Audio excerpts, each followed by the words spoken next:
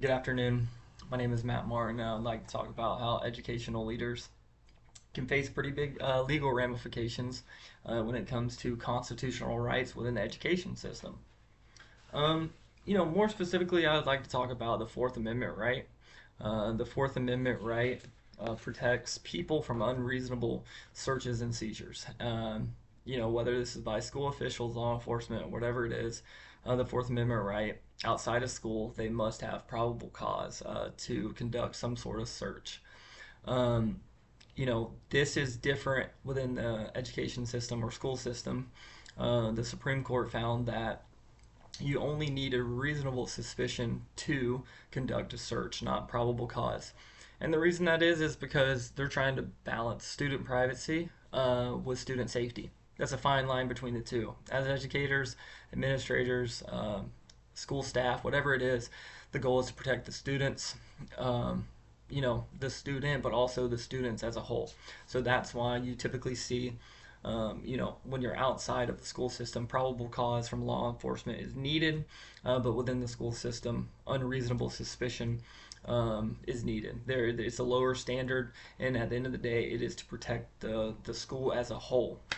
Um, and this is typically seen across the board from not just public schools, but public schools, charter schools, private schools, typically are all the same when it comes to this constitutional right, because at the end of the day, it is a right from the Constitution that says that you cannot be, you have to have reasonable suspicion or probable cause to be searched. So, not typically is this there are there changes between the type of school, but more or less across the board, you have to have unreasonable suspicion when it comes to conducting searches and seizures. Um, there's some things that took place in 2009. When we're looking at, you know, what is maybe reasonable in scope for conducting a search, right? And Safford Unified School District versus Reading in 2009, a 13-year-old was strip searched while looking for ibuprofen or some sort of pill that shouldn't have been on school. Now, obviously, this violated the student code of conduct. Obviously, that took place, and we understand that drugs or pills should not be on campus, and it's important to note that, right? But uh, did this type of search have justification? No, it did not. Typically, when it comes to a strip search, it's a violation of their right. There's not probable cause there. Even less unreasonable suspicion. So the Supreme Court found that this was infringing on this person's rights.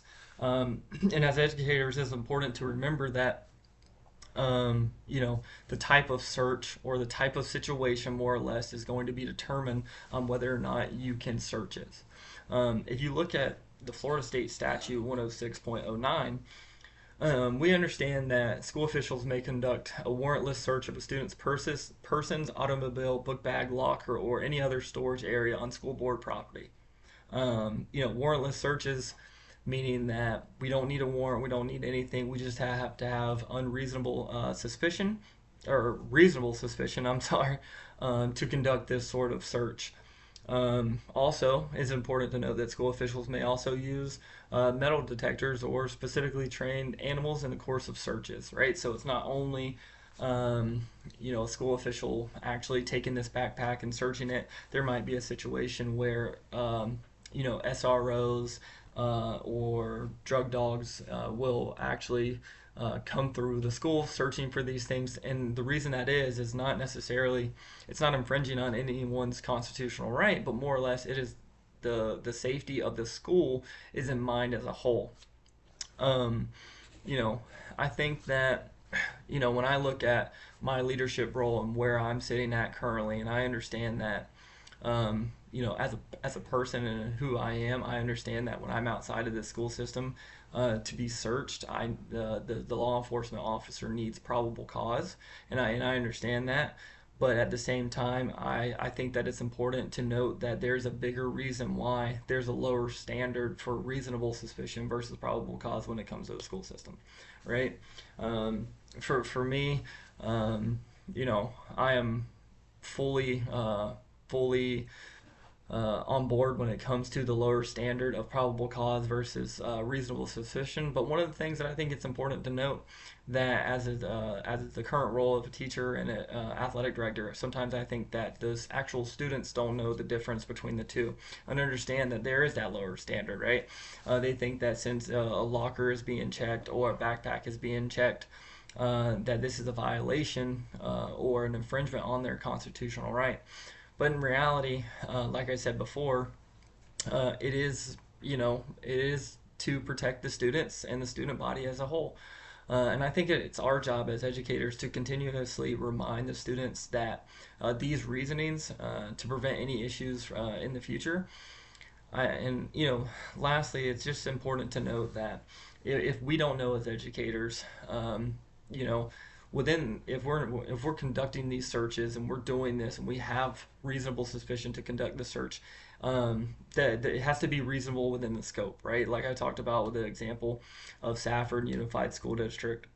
um, it can't be that if someone has pills that it's a strip search. No, that's going to be a violation or an infringement on someone's constitutional rights. These are things that educators need to be educated on, to basically eliminate this idea that they can face legal ramifications if they violate the student's constitutional right. Um, you know, at the end of the day, educators' main job is to protect the students and the student. And I think that the Supreme Court understands that, and that's why, that we don't need as much probable cause, but only reasonable suspicion. I completely agree, and I think that it's in the best interest of the students and the educational system as a whole. And, it's just one of those things where, as educators, we have to understand the situation at hand. Each situation is going to be different, and that's how we have to handle each situation. So I appreciate you listening to, understanding the Fourth Amendment protects students from unreasonable searches and seizures, but a little different than you would typically see as a civilian versus a student. So thank you.